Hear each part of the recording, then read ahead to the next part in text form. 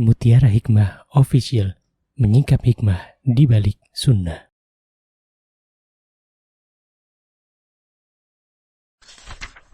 Salurkan donasi terbaik Anda untuk mendukung dakwah Mutiara Hikmah Official. Mau haji yang gak pakai antri? Daftar sekarang, insya Allah 2024 berangkat. Gratis keberangkatan umroh sebelum haji. Dibersamai oleh Ustadz Hanan Yasir dan juga Ustazah Imro'atul Azizah. Buruan daftar sekarang juga, sebelum harga naik.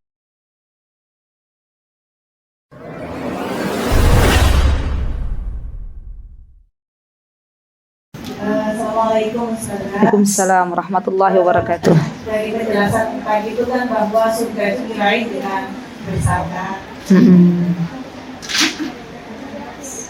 Terus habis itu makna sabar ini sebetulnya itu gimana sih? Apa yang kita itu misalkan mas aku itu dengan masalah yang terjadi itu sudah termasuk dari sabar. Misalkan kita kan sudah berusaha untuk memperbaiki diri atau bagaimana, kita juga udah upgrade ilmu bagaimana, cuman bagaimanapun itu rasanya masih kurang dan belum ada perubahan gitu loh Ustazah dari yang kita sabarkan itu. Terus akhirnya kita yaudahlah berdamai aja dengan keadaan gitu.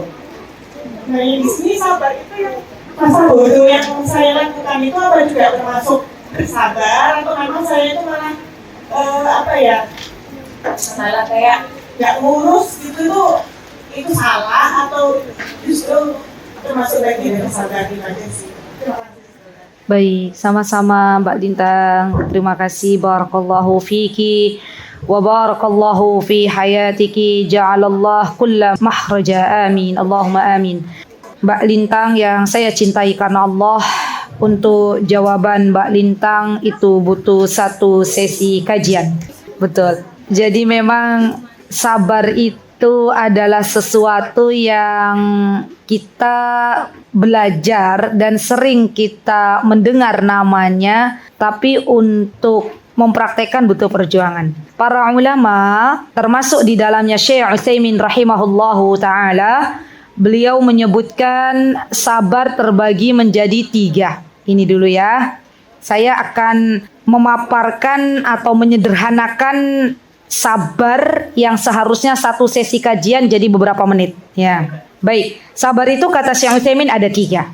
Yang pertama, sabar dalam menjalankan ketaatan kepada Allah. Kita harus sabar. Sabar ketika kita menjalankan perintah Allah itu butuh perjuangan. Sabar ketika kita menjalankan perintah Allah ada yang komentari. Sabar ketika kita menjalankan perintah Allah kita harus berjuang dengan dinginnya malam. Sabar. Yang kedua, sabar dalam meninggalkan larangan-larangan Allah. Dan teman-teman tahu, meninggalkan larangan Allah itu lebih mudah daripada mengerjakan sesuatu. Kita tahu bahwa riba, zina, mencuri itu adalah sesuatu yang dilarang oleh Allah. Maka ketika kita tidak mendekatinya, itu sudah dihitung pahala oleh Allah Subhanahu wa taala dan kita bersabar untuk tidak menuju ke arah sana. Tapi kalau itu adalah sebuah kewajiban, maka kita harus melakukan sebuah action atau sebuah perbuatan yang mengundang ridhonya Allah Subhanahu wa taala. Dan yang ketiga, ini yang paling berat.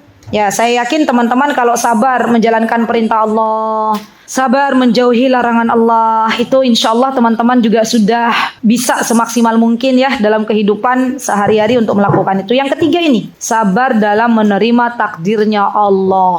Ini yang paling berat. Nah, bagaimana kita bersabar dalam menerima takdirnya Allah?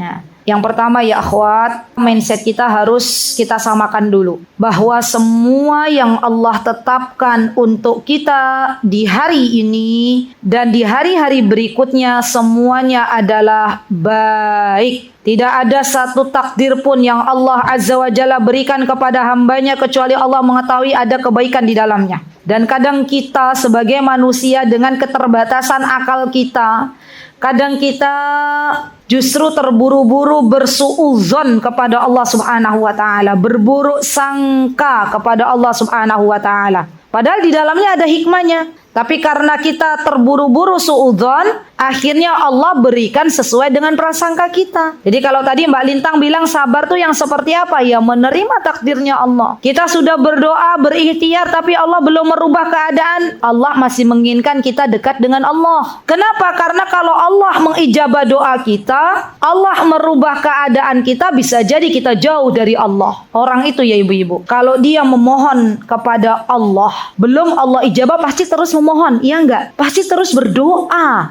dengan harap-harap cemas. Tapi kalau Allah sudah berikan, bisa jadi dia terlena dengan kenikmatan yang Allah berikan.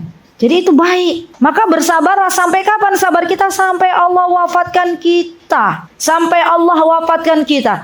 Dan orang-orang beriman, ketahuilah wahai saudariku, bahwa kata Rasulullah sallallahu alaihi wasallam, ketika ia memperoleh nikmat, kemudian ia berusaha mensyukurinya, maka itu baik baginya. Allah telah siapkan pahala untuknya. Dan apabila ada ujian, cobaan yang akhirnya mengharuskan ia untuk bersabar, ia pun bersabar, maka itu baik untuknya. Dan kedua-duanya baik di hadapan Allah Subhanahu wa ta'ala. Kita tidak akan pernah tahu sampai kapan Allah memberikan jatah hidup untuk kita. Maka bersabarlah dengan sabar yang indah.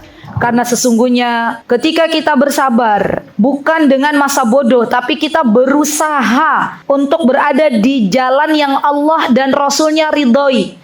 Genggam erat-erat apa yang diperintahkan oleh Allah dan Rasulnya. Dan kalau kita bandingkan kesabaran kita dengan kesabaran orang-orang terdahulu tuh nggak ada apa-apanya. Yakinlah itu. Maka dari itu yuk, saya juga berjuang. Teman-teman juga berjuang. Yuk bismillah. Kita minta kepada Allah agar kita diberikan kesabaran. Sampai kapan? Sampai Allah wafatkan kita dan Allah beri hadiah kepada kita surga Firdaus. Itu cita-cita kita bersama. Itu impian kita bersama. Bahkan ya ibu-ibu, bahkan nanti ada masanya, Rasulullah mengabarkan di akhirat nanti ada masanya ketika Allah Subhanahu wa ta'ala memberitahukan kepada hambanya bahwa karena kesabaran fulanah yang diberikan ujian oleh Allah di dunia, kata Allah, maka aku angkat derajatnya ke dalam surganya. Dan orang-orang yang ada di sana di akhirat itu, mereka meminta kepada Allah, ya Allah, kembalikan aku ke dunia. Untuk apa? Agar engkau uji dengan cobaan yang berat. Biar apa? Biar bisa diangkat derajatnya ke dalam surga. Tidak apa-apa ya Allah, kau cabik-cabik kulitku, kau biarkan hidupku, Masya Allah, kata di dalam hadis itu jelas. Biar saya pengen diangkat derajatnya oleh engkau seperti engkau mengangkat derajat fulan dan fulana. Coba lihat, ya Allah, semua pengen dikembalikan ke dunia. Tapi hari itu sudah tidak bisa lagi kembali ke dunia. Maka bismillah, kalau ada setan mengganggu kita, ya sudahlah, kamu berdoa juga nggak ada manfaatnya, keadaan nggak berubah. Kamu berikhtiar juga nggak ada manfaatnya, keadaan nggak berubah. Kita katakan, a'udzubillahi minasyaitonirrajim. Ya, a'udzubillahi minasyaitonirrajim. Kita meminta perlindungan kepada Allah dari godaan syaitan. Ya, karena Allah itu sedang menilai kita. Nih, teman-teman, kalau lagi berada di ruang ujian, ya, teman-teman itu kalau misalnya mau keluar biasanya nunggu pengawas mengatakan yang sudah selesai baru keluar atau keluar duluan? Nunggu aba-aba kan? Nunggu aba-aba yang sudah selesai boleh keluar. Walaupun teman-teman mengerjakan 5 menit sudah bisa, tapi kan harus sabar. Sabar menunggu. Maka kita pun di dunia begitu. Sabar menunggu sampai Allah wafatkan kita. Dan di dalam proses kehidupan itu tidak selamanya Allah berikan kenikmatan, kadang Allah berikan ujian. Dan ketika Allah berikan ujian, hikmahnya mengangkat derajat kita di dalam surganya Allah Subhanahu wa ta'ala. Semoga Allah Subhanahu wa ta'ala memasukkan kita semuanya ke dalam surga Firdaus. Dan semoga Allah Subhanahu wa ta'ala kelak memasukkan kita bukan hanya kita sendirian, tapi semoga kita masuk bersama orang-orang yang kita cintai. Amin. Allahumma amin. Wallahu ta'ala a'lam. Mutiara Hikmah Official, menyingkap hikmah di balik sunnah.